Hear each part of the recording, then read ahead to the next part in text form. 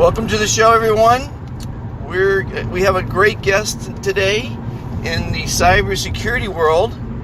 We won't reveal who he's working for or his name, but he is an expert in cybersecurity, and which is extremely important today, because as you can imagine, everyone's trying to attack us, right? What can you tell the audience about cybersecurity? So, the biggest problem with cybersecurity right now is that it's not a priority for people who want things to work. So, when we talk about cybersecurity, we have sort of three areas. We talk about like confidentiality, integrity, and availability. And people have their own systems that they're building. They just want availability. They just want to make sure things work. But a lot of times when you make things more available, it's harder to make things more confidential. Make sure that people only have access to things to systems that they're supposed to have access to. Right. So in the work that I'm doing right now, we have a lot of systems, high valued systems that people, they've gotten them to work. It works the way that it works, and they don't want you to go in there. They don't want you to change their code. Like, we've built an automated system that will go in and it'll automatically change their code to make it all written using standard libraries, secure coding, so that people can't go in and do buffer overflows. And they say, well, no, we don't want you to use that tool because then you're going to be touching our stuff, and it works the way that it does now. Right. So that's one of the biggest problems. The other problem is funding. So if you have that system and they're funding their own cybersecurity solutions, then that's the thing that they're going to drop when they run into problems and they need to drop something. They're not going to drop the thing that they're trying to build. They're not going to say, well, we'll just make it smaller, because they're serving somebody else. So everybody has a customer. So they're going to do whatever they can for their customer at the expense of security.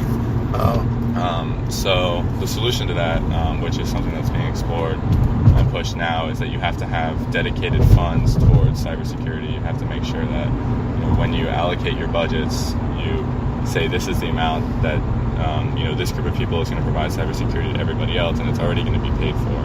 And then you just have to provide policy support on top of that as well. So, but you're not working for the civilian population, right? You don't have civilian clients, right? Or do you?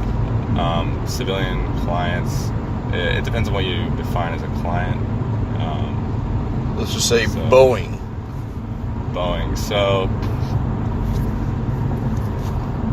long story short, all companies and government, a lot of times have the same priorities. So companies who are serving the government, have the same thing. They need to get something built.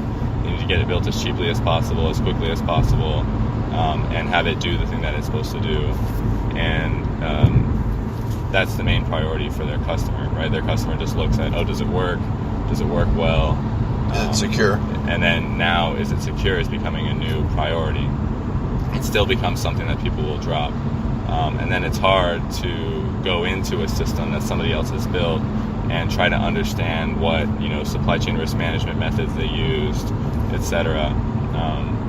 So you really have to have a group of people who are going in and they're understanding the supply chain risk management of the whole build process. And if you're having a company that's going in and building everything for you, and they say, well, here's this data center, just trust us that it works, right? Then that's not going to work, because you're not going to understand what their supply chain risk management process is.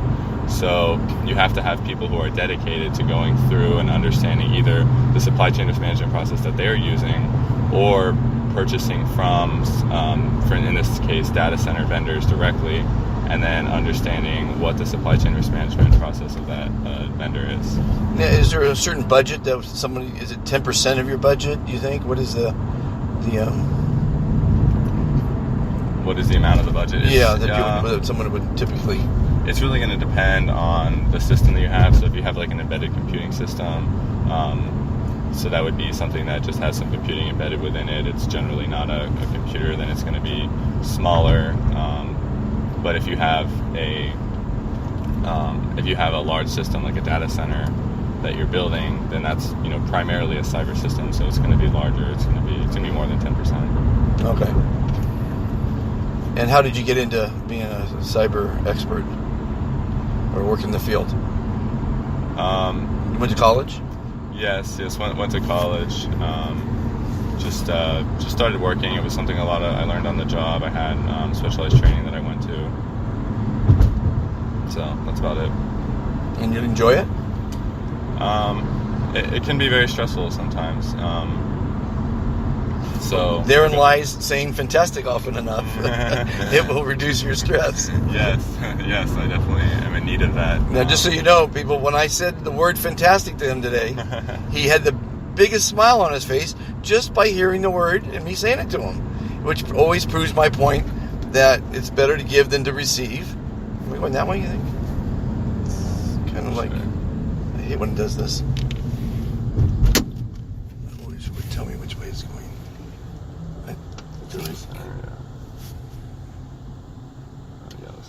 Looks like left, huh?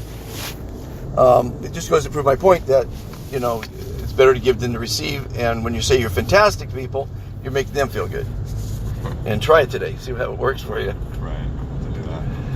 And thank you for participating in a short, sweet cyber.